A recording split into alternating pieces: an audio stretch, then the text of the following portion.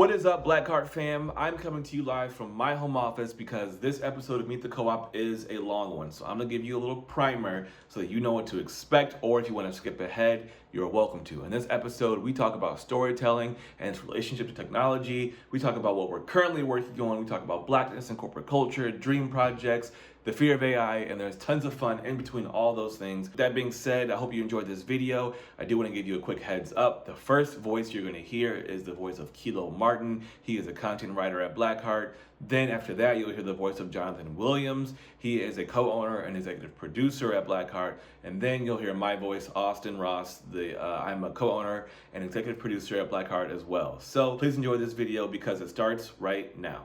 I started as a dancer and a comedian, and when I came to LA, when quarantine hit, I had to expand, and I tapped into writing, and not just writing, scripts, but how can I translate that to emails and I was working as an assistant as well, and I was writing emails for my boss, and that was like, wow, I get to blend the actual job that's needed and required for sending emails, but I could also infuse it with a voice. And I love the platform of email and newsletter. I think it's one of our most intimate spaces to interact with people, and it's not as fast as Instagram or Twitter or TikTok. And so that's how I started growing into copywriting. Nice. Yeah. That was brief, just like a copywriter. Okay. I'm like 50 words. Jonathan, what about you? How did you get into your field? I got into the field. I had always been like creative in a sense, but I never had thought about it professionally. I saw a video on YouTube, Snoop Dogg, and actually Snoop Dogg and YouTube in a laboratory making 360 videos just seemed far-fetched to me. I looked into it to see like what they were doing and what this was, and once I realized it was like 360 video, kind of the beginning of immersive, just anything immersive film, VR, AR. It was about 9 years ago. I mean, that was a spark, and I've been doing it ever since. Like that, yeah. Nice. You guys go to school for this? So I went to Williams College, shout out to the Eves, and it was a liberal arts school. So everyone was writing all the time. And, we're taking like tutorial classes. So I was writing about art. So it kind of relates to what I do now, like writing just about what I see and connecting it. So, technically I wasn't trained in like marketing, but I really wouldn't be here if it wasn't for my art history background. A lot of times the job is, in the business we're in, I feel like it's a lot of on location learning. Yeah. Learning through application. Yep. Yeah, I think YouTube University was my greatest asset. I went to school for international business and management, and I'm in my master's program now, and I'm doing immersive. So, yeah. Okay. But I've learned more from YouTube than any school ever, easily. Yeah, I was gonna say because I went to school for film, not because I thought it was necessary. This was what my parents knew.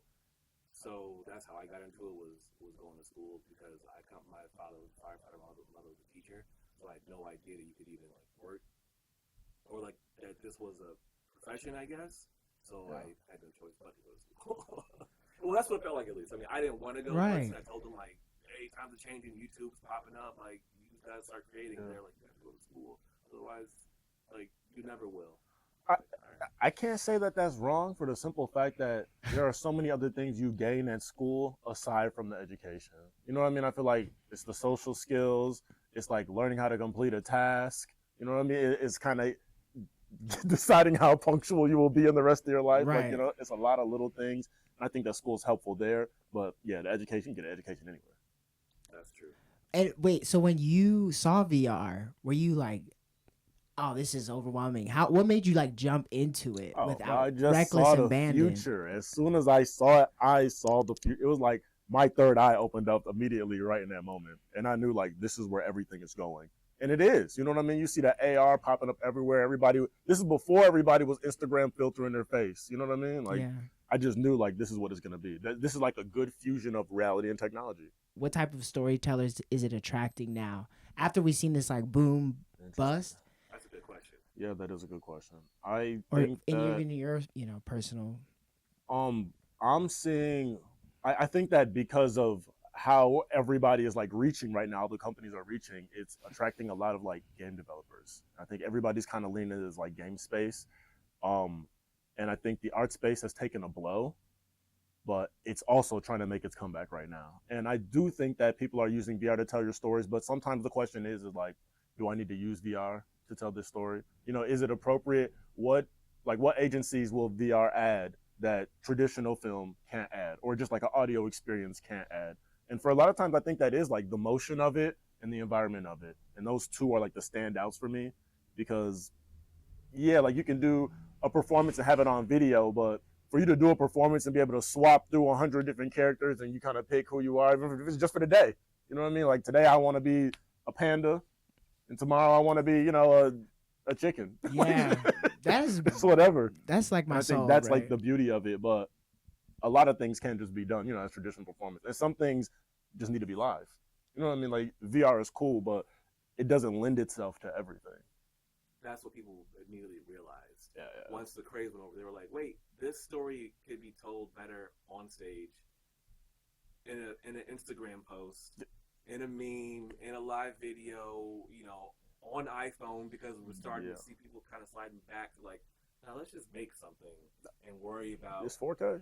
Yeah, you know, like that 4K. It's like people sometimes put the technology before the story, in my opinion at least. I agree 100%, especially because the technology is so accessible. And the funny thing, story is damn near free, but that's the hardest part of it though.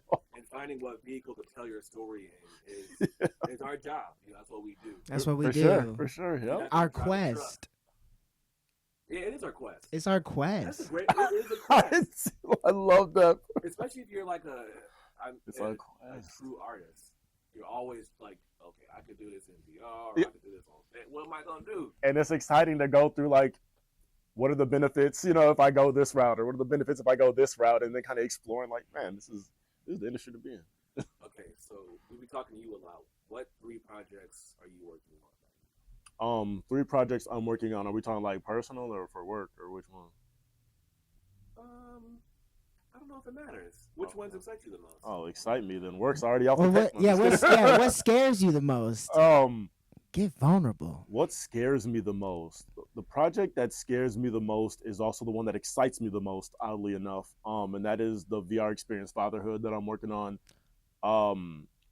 That one is very near and dear to my heart, which is why I care, and I feel like it's telling stories that I think need to be told, because we don't see like, and this is just to give my opinion, we don't see a certain kind of family story from Black people. I feel like we have a very generic and like not single-minded view, but it's very manufactured what that view of the Black family is. And I feel like we always get the same thing, and I feel like this is a opportunity to go into VR and kind of insert people into a Black family environment. And I don't think that I've seen that maybe ever, you know, outside of like Martin Luther King stuff. Like it's always kind of the same lane. So that one excites me. It scares me because I know I have a lot riding on my shoulders with that. A lot of people are kind of counting on it to be something, and I don't want to disappoint them. That's one. Let's see. 2, I have a game called Shooting Stars that's coming out for our art gallery. We're going to be dropping that on June 28th. And 3rd will be like my passion project I'm always working on. It's not even VR. It's just like a cartoon show. Max Caliber. Yeah, got like 7 episodes, working on the 8th one. It's up on YouTube. Check it out. Yes. Please do. vrxconnect.com/maxcaliber. Yeah, that's 1, 2, 3. Check. Wow, that's powerful. So my first one is my podcast with my dad. So it's called The Cop and the Comic. My dad was a police officer. Before that, he was in the Coast Guard, lieutenant commander, a rescue pilot. So just, you know, dope. And then he's currently an online gaming warden for Connecticut. So he like just goes, I guess, regulates any type of sports betting stuff that's in Connecticut. Oh, okay. I So was like wondering what you three, the game warden. right, three like law enforcement. He's just been in law enforcement his whole life, and then I'm the comedian, and we talk about police reform, police wellness, but in a like context of a black father son.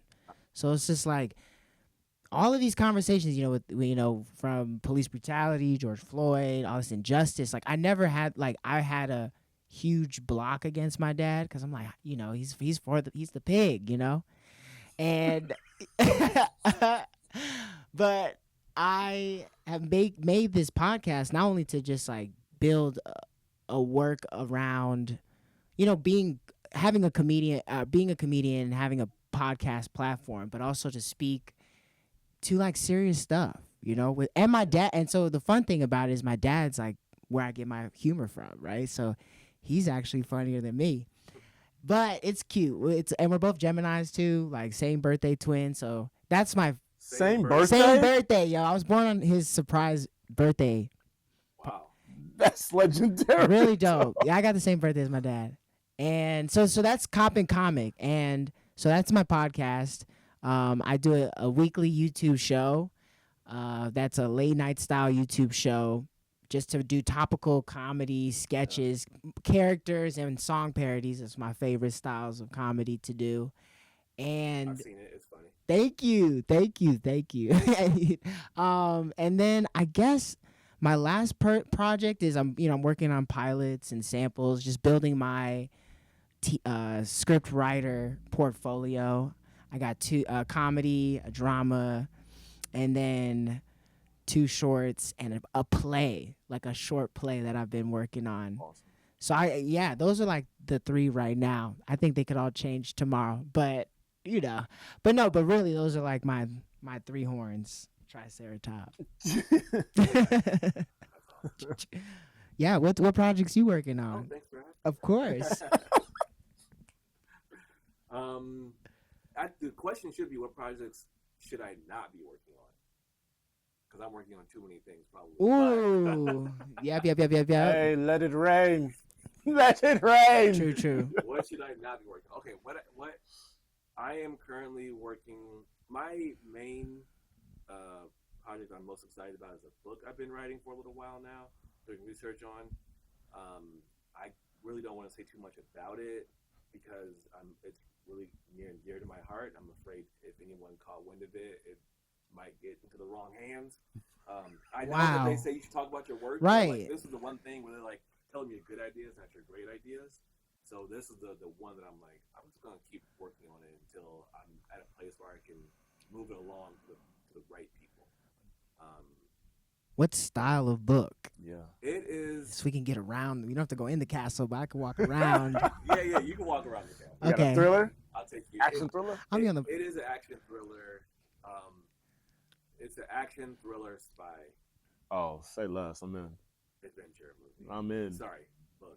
Oops, I said too much. Not yet. It's not. It's not a movie. Hey, Yet. you already know the. Dope. But I'm trying to get on my. Yeah, that's how it goes, though. On my Harry Potter, like, and write out a whole universe. And Okay. make sure that it's that I'm developing everything appropriately, so that it can have that sort of longevity in the world and in society, because impact. The second thing I'm working on is Blackheart. Oh, yeah, should add that in there. I mean, I have to say, Yeah. I do a lot of work with Blackheart. This is a part of that. So yeah, I'm working hard on building Blackheart with you guys, trying to build this co-op. That is a big part of my life right now. And the third thing I'm working on, my friend has a business, a hypno business. So I've been working with him. Like, I did a video with him. I'm trying to I'm lightly doing, I guess you could call it like outreach, and like almost as he's my client, but he's my friend from 5th grade that I've known since St. Louis. Nice. He lives in San Diego now, so it's just my boy. Like, Right. he's like, I got an idea. I'm like, I got some skills that can help you. Let's figure out where I can help.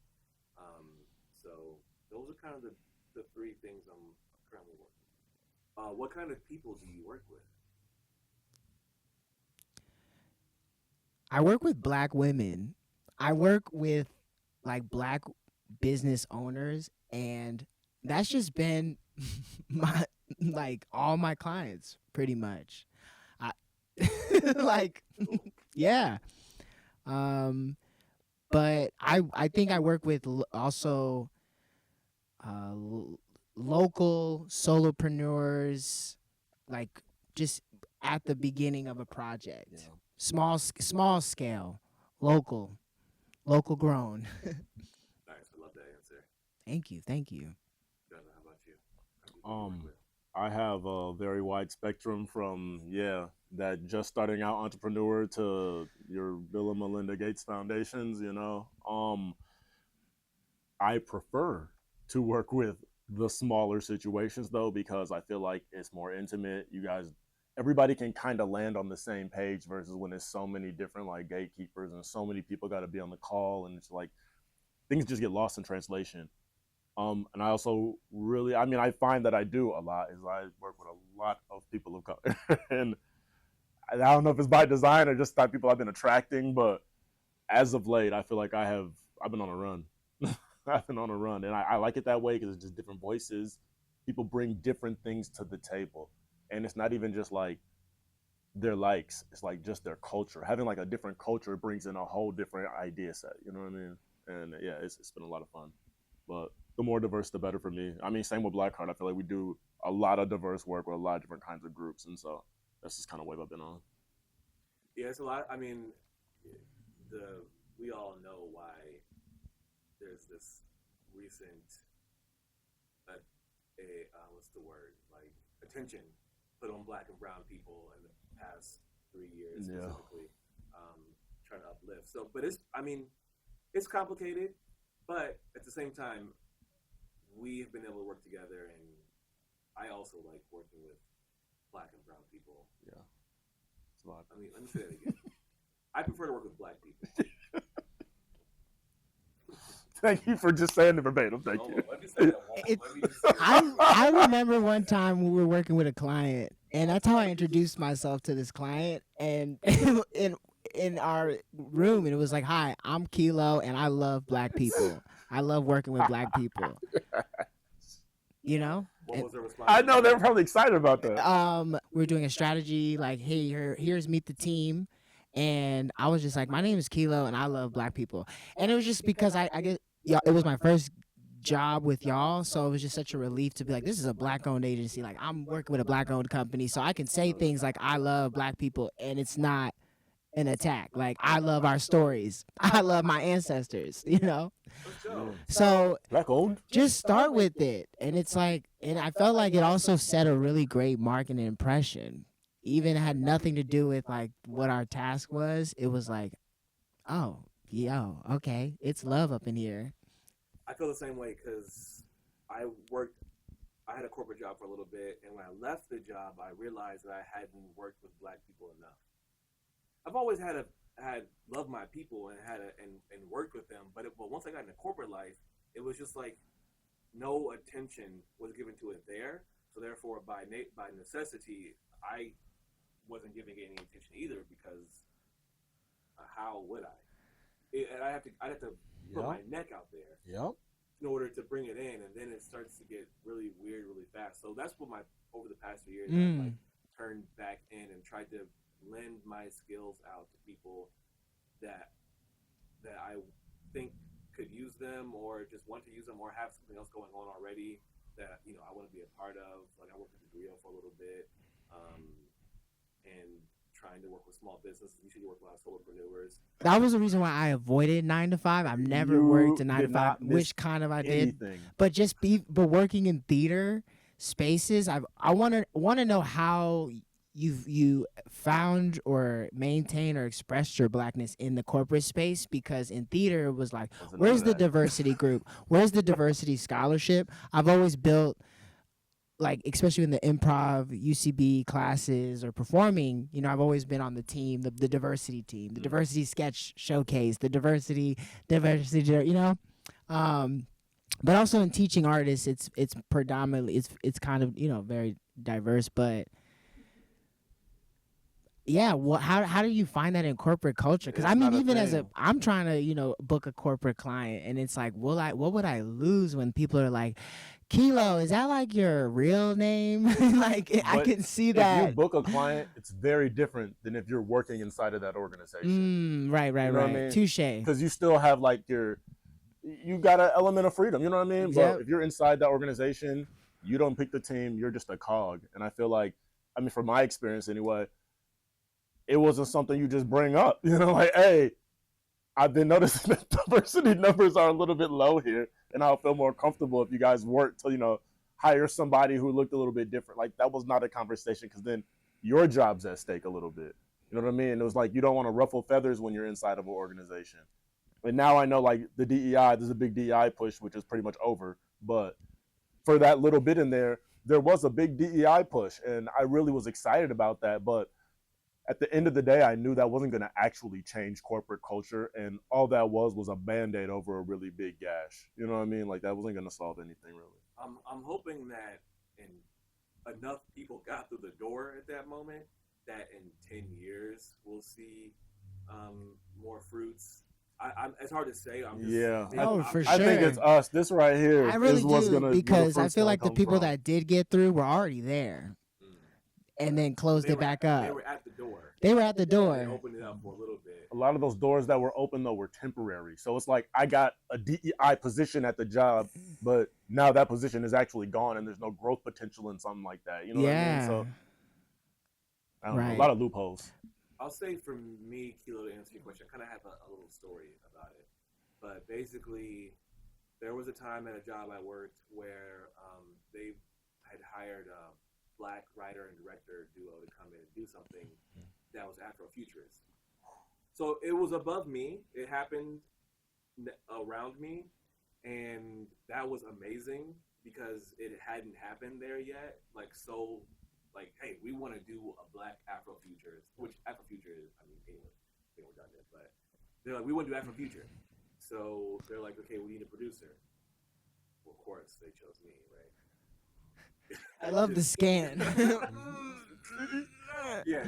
It was probably like that in real life too. that Charles Barkley commercial. It's like, which one are you gonna pick? You gotta go with him. So, so basically, what happened was I was kind of picked to oversee the entire thing, like administratively and production, and it came to this contract that they wanted them to sign. They wanted me to pass it to them to sign. So, being given my schooling, I read the contract first. I read the whole thing. I don't know if they had lawyers. I'm not a lawyer, but I have experience reading contracts. And I saw a couple clauses in there, and I was like, this is like, if y'all sign this, they're going to own everything you write down in this script. Yeah. And that's ridiculous. So I didn't tell the duo. I went to the people who were above me first and like, hey, you guys are trying to get these black people to sign a contract. That's stupid.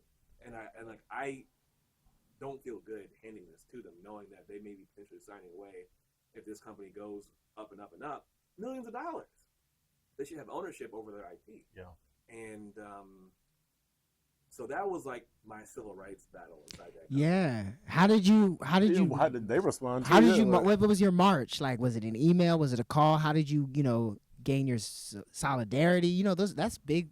I stood outside You on a gotta knee with my really, fist in the air, and I told them what to do. Who was your allies? Like, how did you navigate that? I do a lot of things alone, for better or for worse. So I kind of just walked into the boss's office, and luckily it was an urgent thing that everybody wanted to happen. Like the contract needed to be signed. So I was like, they're not gonna sign it with this in there.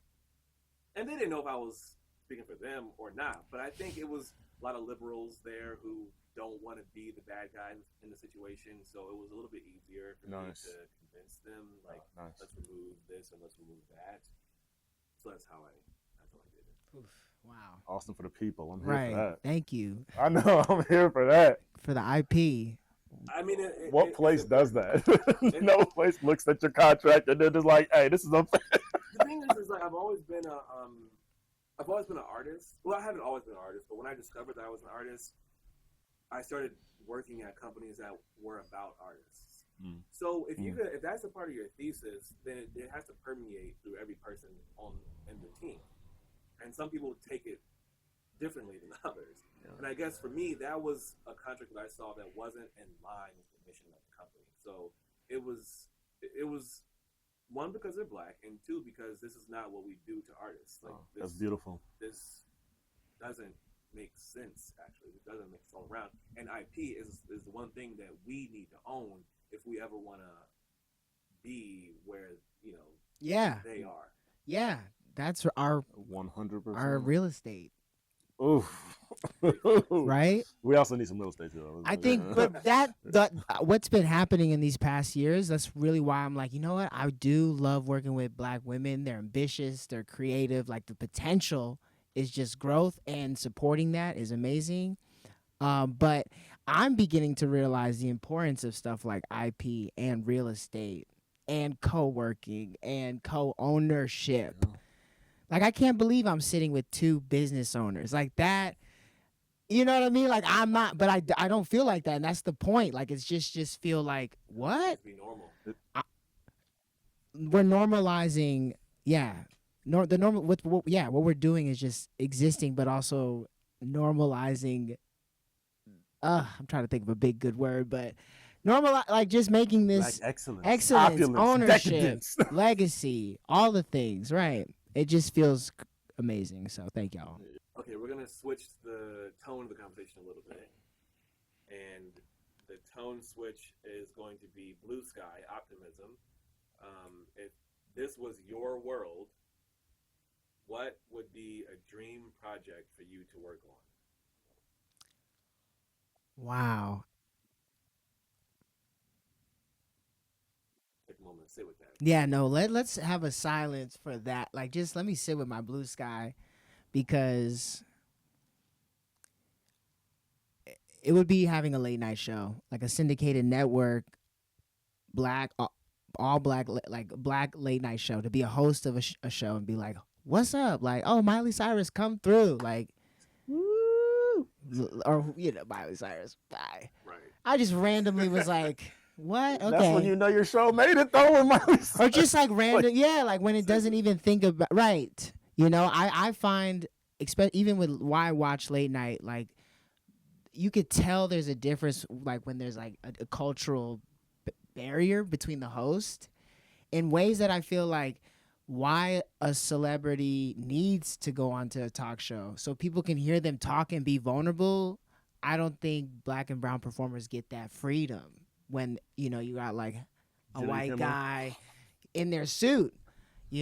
Like you watch Arsenio Hall, like it was like a floodgate of talent because black people were able to just be like, what? Like this, or really the Harry Belafonte sit-in, if you watch it on Netflix, it was just 1 week when Harry Belafonte took over Johnny Carson's show. He had Martin Luther King on. He had and that was the first time people heard Martin Luther King crack a joke. Oh, he's funny. I have to watch this. Oh, he's I a don't even person. know, yeah. And they didn't even record it. Like this dude from Long Island luckily had this recorded in his VHS basement. Wow. Like the network was like, they just rolled the tape over. So there's so much of it missing. But but that's still Savage. that's cloud. I'm talking you talking blue sky. Blue I sky. want to have a design firm where I create adult playgrounds.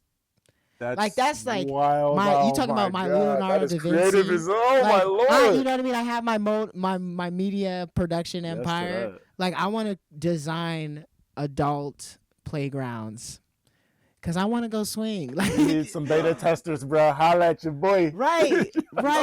Beta testers. Betas. Oh, yeah. Just woo.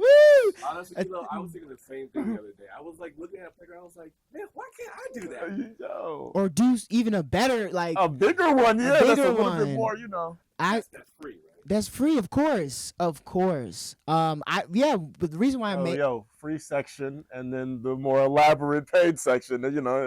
capitalism's get it gotta from the work door. its Hey, way in there. Hey, you we know? gotta get paid too. But a design firm, low key, coming out of college, being an art history major, I kind of felt like I was gonna move. If the performance thing didn't kick off, it was gonna be like a creative director. Even going back to school for product design, like Stanford's product design. I was like, that's where I'm gonna get my master's.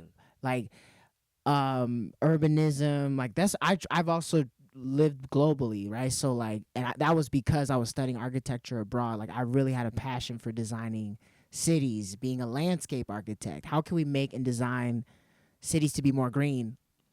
And yeah, like I was at the beach yesterday. I was like, do you remember when? Talk to myself, as Geminis do. Like, do you remember when you wanted to be a landscape architect? Like, that's what I traveled the world for. That's why I went to Brazil to study Sotomayor or Oscar Mayer. Like he built these biophilic designed cities. And yeah, like as much as I feel so far away from that, like I want to be a comedian, have a late night show. Like that's because I want to get back to designing the cities that I, drew as a kid. Like, but also a blue sky moment would be like owning a like independent theater, like a theater space, kind of something like this, right? Where I'm like hosting other up and coming intellectuals who want to, tell stories, and I could just be like the grandpa sitting at the barbecue. I just don't be saying nothing, but you got to go say hi to them. Like if I could just be that too. The OG. The OG. Right. Yeah. And then you guys got to come to my oyster farm. Like I want to have a whole like aquaculture energy, little lighthouse. I love I'm that. here. Come on. We get it. Those are some big dreams. Big. Yeah. You said blue sky. blue sky. And our sky is big out here in the west side. So, yeah. Yeah. Thank you for asking that.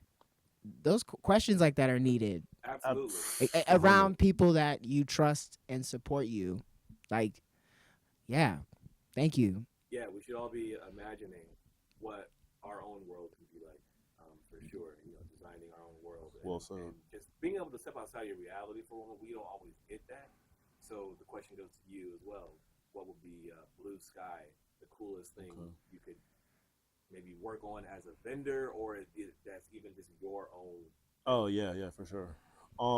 This one's kind of I see a lot of like crossover with Blackheart in this one. And my first one is to be able to travel the world and do 360. Only because I think there's so many places that are beautiful, even like that I've seen. Like I'm a pretty avid traveler, and I'd like to share that with people because everybody doesn't have the same opportunity to travel. And going back to what I said, like when people see things, I feel like it like spurs your imagination a different kind of way. And you can like see yourself there. And so just traveling and getting like the 360 stuff, I feel like, and bringing that back to, not even just people here in America, but everybody in the world, just having a little window into everything else helps you be like, oh my God, I saw this thing in Italy and I loved it. I can't wait to get there. You know what I mean? Or I saw like Christ the Redeemer in Brazil or something and I want to go there. And it's like, but if you don't know, how would you know? Like you wouldn't even know it exists. I say crossover with Blackheart because I also like in that would love to have like a gigantic network of different creators, like maybe they're doing film or somebody who does audio or whatever they do, BTS, and that we can just always tap into. And that's always been like my hope for Blackheart is that we have like a big international network. And no matter where you win, it would be, hey, I got this project coming up, in Timbuktu, bro. Who you know? You know what I mean? Right. And you can just tap in with people in our network and make anything happen. I guess my other one would be having like the Nickelodeon of VR. And so that's like cartoons, wow, or just things animated to a certain extent, just in VR though. So you're in headset and cartoons happening around you. Some cartoons can be interactive. Some are just live action shows, that are maybe like mixed media with animated characters and we're like Who's Framed Roger Rabbit type stuff, or but just animation in VR. That's kind of my end goal. I feel like I'm on the way to both of those, but I didn't even hit the cloud yet on my way to blue sky, but we at least going up. Yeah, I see that. I see you taking those steps to get to that path. You're taking the small incremental things to get for sure. So that when because they say, right, luck is a combination of opportunity and preparation. Yeah, wait. So I see you on that journey. Yeah. Makes me feel good, actually. Thank you.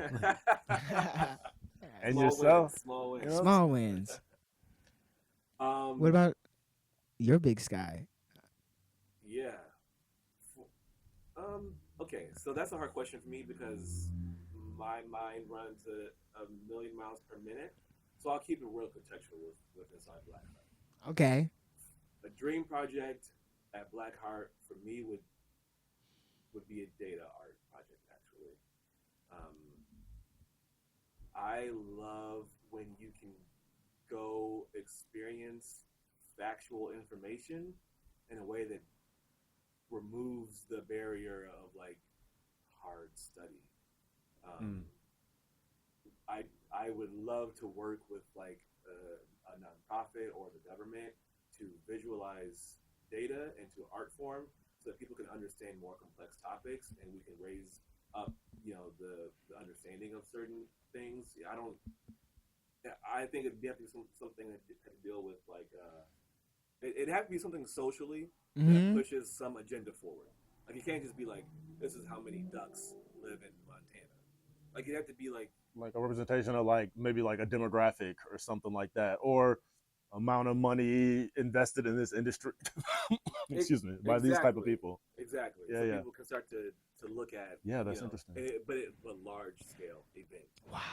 So that would be my like the coolest thing I That's would fun. want to work on right now would be inputting data into spreadsheets for a data art project. Yeah. Well, I What mean, type of data, like when you saw something that you were like, oh, this I'm forever tapped in? Is it just kind of the general flood of your feed where you're like looking at, even with war, like how many people like this amount of people like can fill a whole boat. Like is that Mm-hmm. that type of visualization or like or what was a project that you saw that you were like, yo, that's kind of like So the project I'm talking about would be interactive.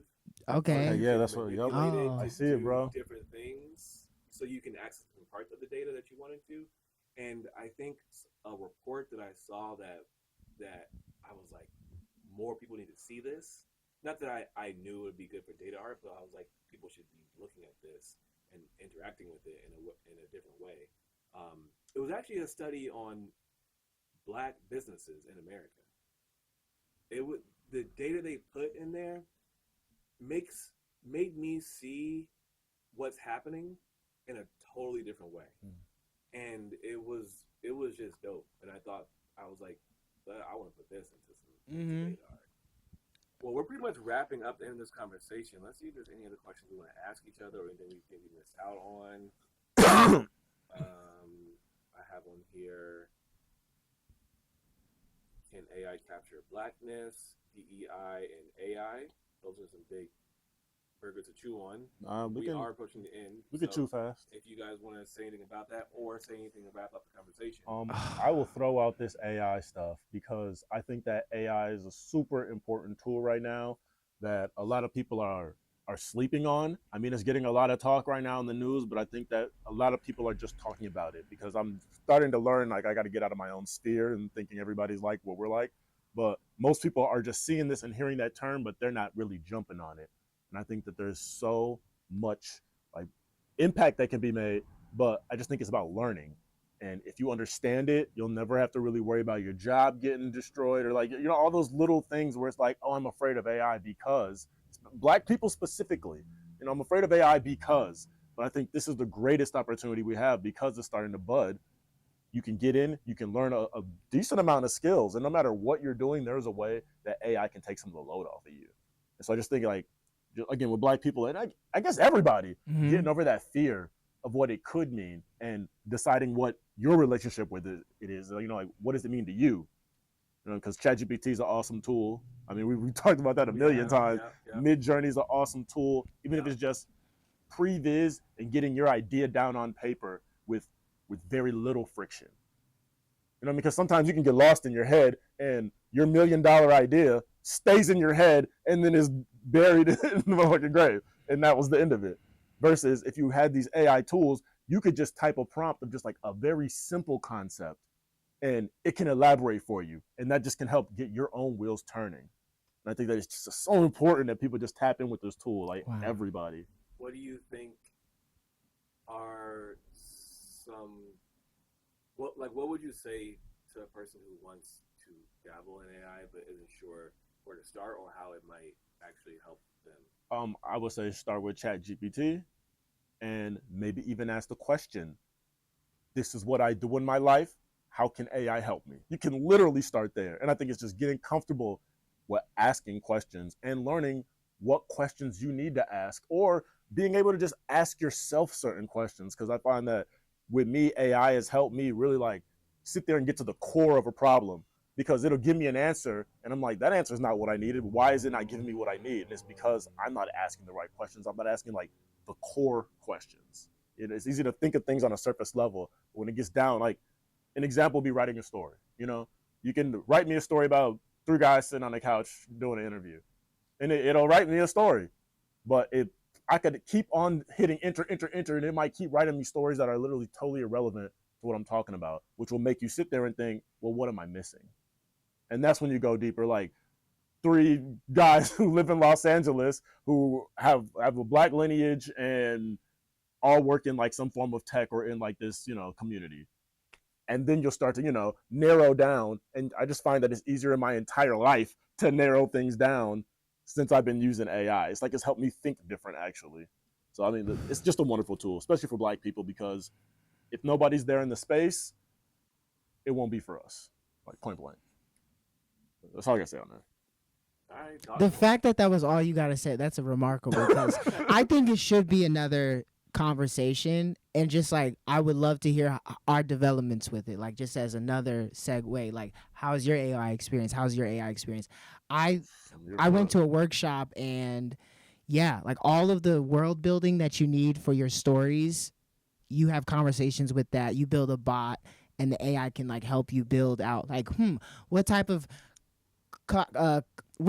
clothes with this type of civilization that lived in this environment under this temperature and this geographic distribution, like what would they wear? And it's like, here are some options, and then you look at those options and then you're like, that's not the options. So it's just like it's neurofeedback, and like you realize that only thing that's been holding you back is ego. So yeah, we do have a lot to be afraid of.